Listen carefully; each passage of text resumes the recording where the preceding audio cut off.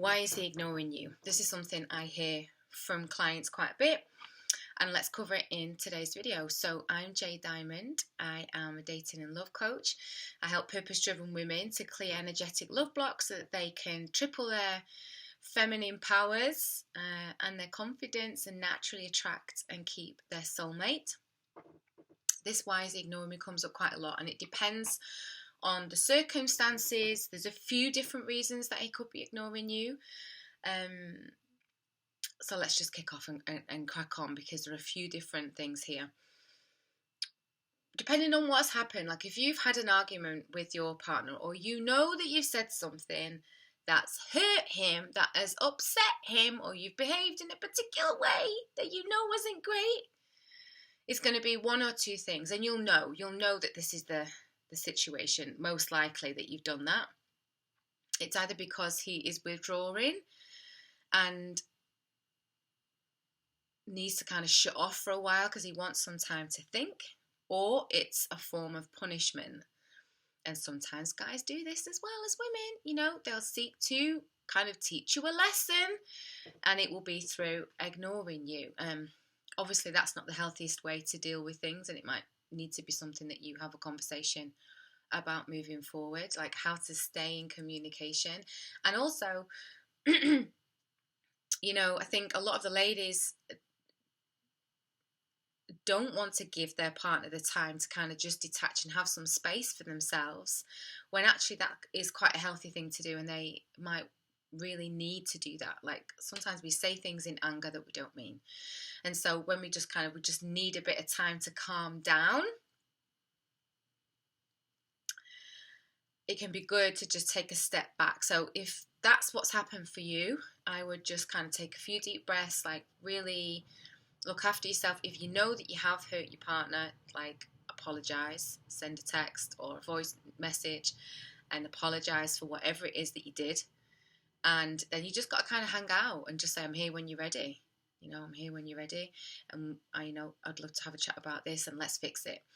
And that way, your partner knows that you're ready to chat, and when they're ready, they can come back to you. What you don't need to do is to keep chasing them and telling them that they should talk to you, that they have to talk to you, and keep like sending loads and loads of different types of apologies and turning up at the house. Like definitely don't do any of that. Give them the space. But if you feel like it's a punishment thing, like your sense is telling you it's a punishment thing, that's something to have a conversation about. Yeah, because that's different from actually needing a bit of space. Okay, so now that's out of the way, let's talk about some of the other things. When a guy, often when he's got a lot on his mind, what women we tend to do, obviously it's a generalization, but often what we tend to do is we tend to chat about it. We want to connect.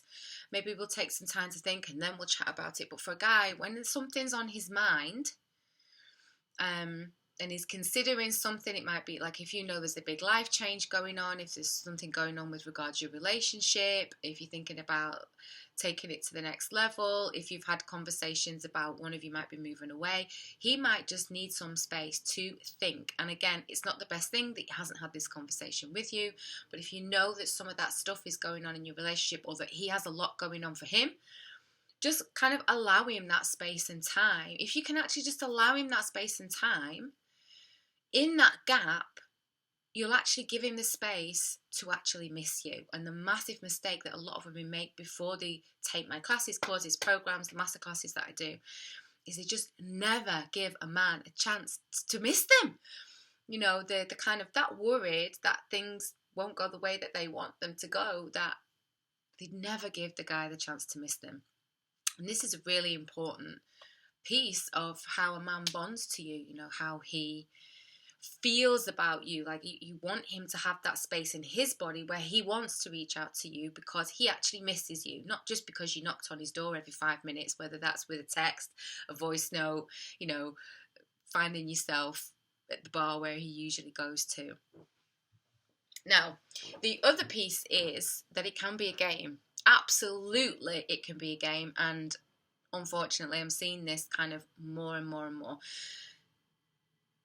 It can be purposeful, like he wants to make you feel unsteady. So it might be that he sees you as like quite a confident woman. A lot of the women that I work with are purpose-driven women. They're doing very well. Maybe they earn good money. They're very good looking. You know, they have options. And unfortunately, sometimes a guy will play a game where he wants to make you feel unsteady. So he's trying to elicit you to chase him. Please don't do that. Please don't do that. You know, he wants you to chase him. He wants you to feel unsure and unsteady so that he can kind of put that little piece of insecurity in you by ignoring you for a while, not getting back to your messages, leaving you on read. And it's kind of like, it's a purposeful thing. So kind of, you know, on that thread, that's one possibility. And what I would advise you to do is really just to kind of match that energy, not in playing games. I really don't advocate that you play games with people, because I don't think that's what you should base your relationship on.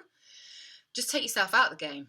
Like, if he wants to step up and start behaving like a grown-up, then he can come back and have a conversation with you. But if he's kind of going to go through this back and forth and kind of being inconsistent, you know, for me personally, that would be a massive turn-off.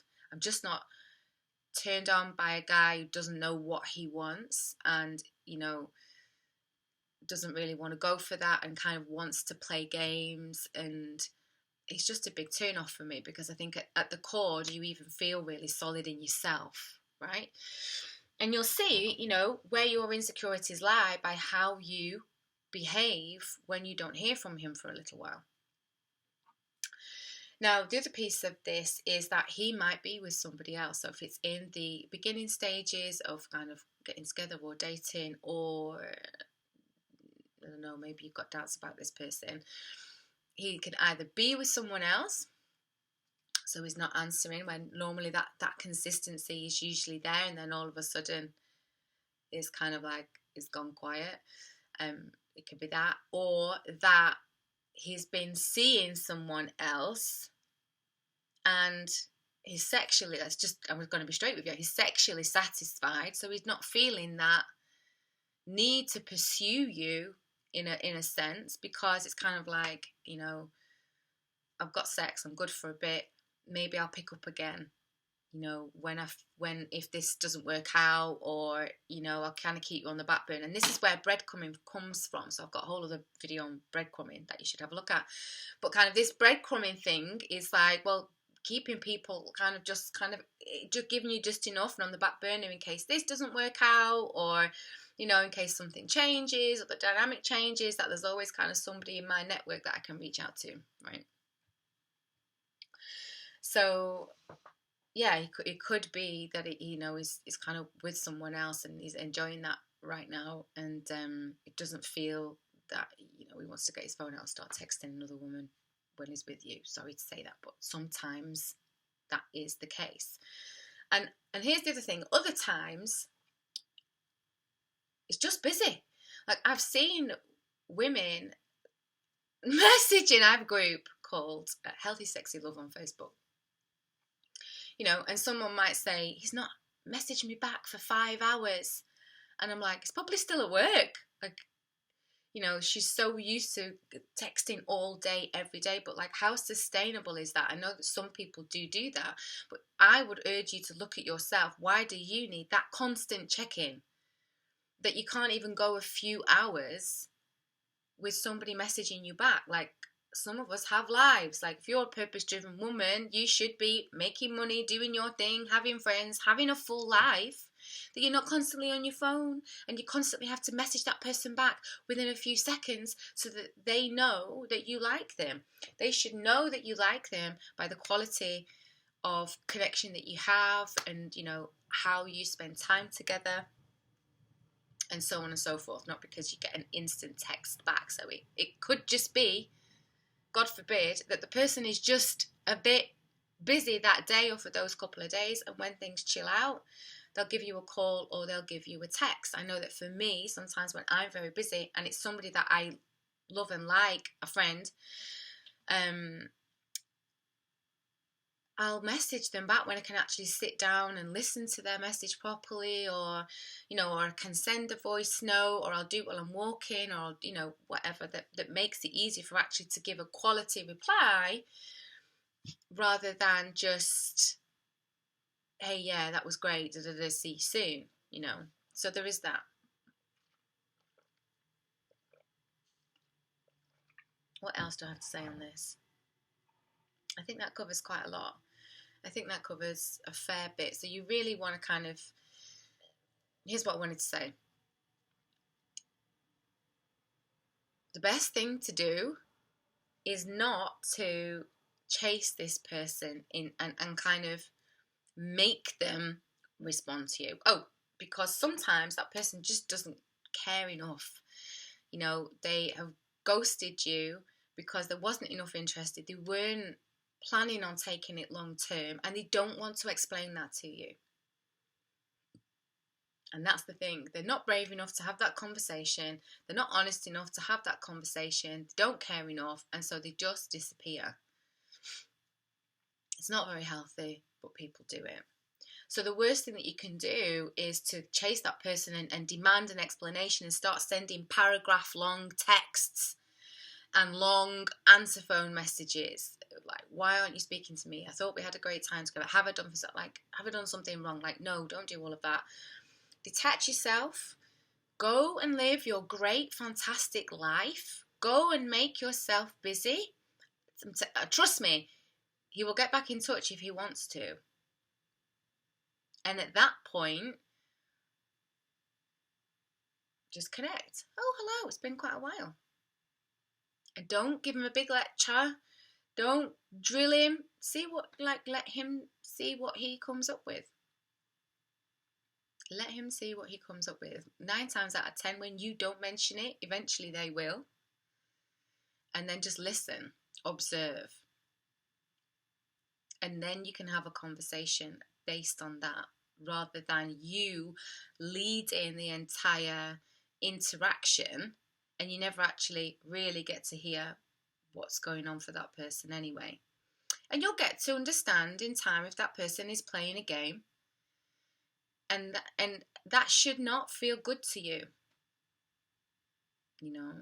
If you're in a healthy place and you want to create a healthy relationship, if you kind of clock on that this person is playing games, is that the person you really want to spend time with, when you could spend time with someone else who's fun, who's consistent,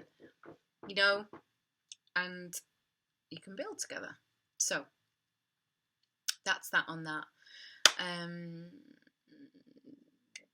Put me your comments below. I'd love to hear your experiences with this. Love to hear your thoughts about this. Okay, bye.